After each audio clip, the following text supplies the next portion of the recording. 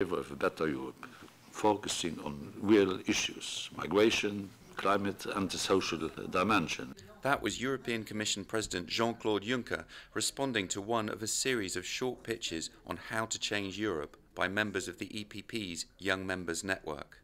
The network is made up of young people under 40 who are MEPs, MPs or members of parties that are affiliated to the European People's Party.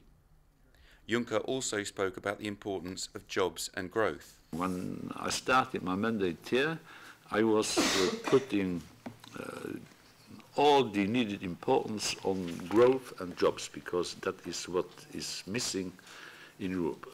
Growth is totally insufficient if you are taking into consideration the needs we have as far as the future financing of our social security systems is concerned, and we have a too high youth unemployment in some of our countries.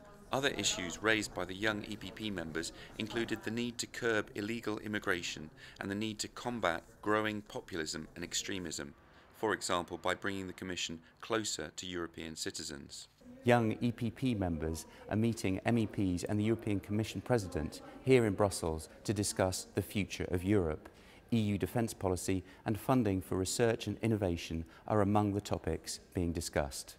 Lara Comey is the EPP Group's Vice Chair for Communication and Youth. She gave her views on what the EU can do to improve its defence policy and called for real solidarity in this area. Unire le forze per combattere il terrorismo, per combattere anche tutti quelli che sono gli attacchi che riceviamo dalla cyber security a quello invece che è proprio il terrorismo in sé. EPP Group MEP Pablo Zalba Bidegain is Vice Chairman of the Parliament's Economic and Monetary Affairs Committee.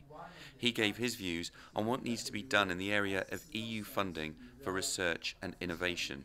We have been making a big effort to increase expenditure in R&D or innovation, but we need to do more to be able to compete in a level playing field all around the world. I definitely think that we need to highlight the social dimension of the EU and the social dimension of the economic recovery.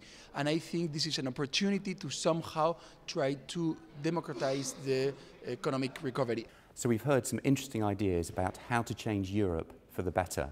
Let's see what the EU does with them. Find out more about the activities of the largest political force in the European Parliament by checking out eppgroup.eu. Thanks for watching and see you next time.